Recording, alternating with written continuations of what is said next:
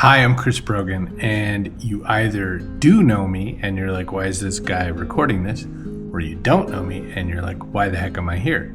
Well, I'm going to tell you why I'm here. I had the idea to make a new YouTube channel. I've had a YouTube channel since like the really early days, like 2006 or maybe 2005 when it launched. I've had one a while. And why am I starting a new YouTube channel? For kind of three reasons. One is, I think the YouTube algorithm hates me. I think because I've been around for so long and I only have like 5,000 subs, they're like, I don't like this guy. Number two, I have a topic that I want to focus on for a while, and that's what I'll talk about the most in this video. And three, I have this to share with you. I have discovered a real strong connection between what I've started to do with photography and meditation of a kind. But the secret trick is not like woo-woo meditation, kind of like meditation if maybe you're not super into meditation. I learned that my corner of photography is different than what other people might be after. I'm not chasing perfection. I'm surely not on social networks chasing likes. I'm not a new dad taking a whole bunch of photos of my kids. Instead, I found two really good details that stick out to me in the act of taking photos. One of them is meditation. What is meditation? It's just simply to focus one's mind for a period of time. So meditation and movement, the act of a change of physical location, moving around. I'm a hermit. I stay at my house. I have no reason to leave. I work remotely. I travel for work, and then I go back home, and I'm very happy to stay home all the time. So photography gets me out of the house. I get to put my phone away with meditation, because if I'm using a camera, I need my hands on the camera. So that's a kind of meditation, because I put the phone away. I mean, how often are we looking at these, checking our notifications, trying to figure out what's going on? We spend so much time on our device. Now, if you're going to use your device as a camera, cool, but I use a separate camera so that I can put the phone away. And then number two, to see what's here. When I go out for movement, when I move my body and I leave my place, these walls I see all the time. I've lived here for so many years at this point. I love to go out and see kind of what's out there. When you go out and you shoot things with a camera, you get to consider what something is. You get to meditate on what it is. I was shooting this picture the other day. It's like a fire drain kind of a thing. It's in this wall and there's vines and everything around it. The picture looks like it's something in that movie The Last of Us or the game The Last of Us. And I was thinking about the fact, like, how did this get this way? How did this become okay? How did somebody who's owning this building and having people come here say, this is fine? I thought that was so interesting. And then you can capture its essence. You can, what makes this interesting, or why would I want to show it? That's a thing I do when I'm out there taking photos. It feeds me. How does it feed me?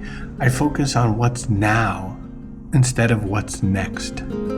I focus on what's now instead of what's next. I also love the reward of catching a great snap. If I get a photo that I think is just, it makes me feel really good. And I love to share that, but I'm happy myself just catching it. Photography is giving me a lot back. That's why I've been doing it so much. I get to see things at my work in a different way, because sometimes when I'm out taking shots, I end up thinking about stuff a different way. I get stress relief from work. I have a pretty complicated job, a pretty involved job. When I go out and I get to take some photos, I get to have so much fun shooting and looking at and seeing what's out there that might be interesting, and I forget about work for a little while. It gives me a good reason to explore and move. Photography is great for me because, again, I stay home so often. I'm such a hermit, so I get such a great opportunity to explore and move. It lets me obsess over something. Oh my gosh, I will make videos with you for talking about the gear. I will talk about these crazy vintage old-timey photo lenses that I use. I mean, I have so many old things from like Soviet era, even ones that are from in the early days of digital photography. I love to obsess over it. And it helps me with an urge to kind of document and express what I see around me on the everyday life. Maybe there's fog. Maybe there's something else that I need to show you. Maybe I'm in a place that you aren't normally going to go to. Let's talk about us. Let's talk about you and us together. Let's talk about what I want to do in this channel with you.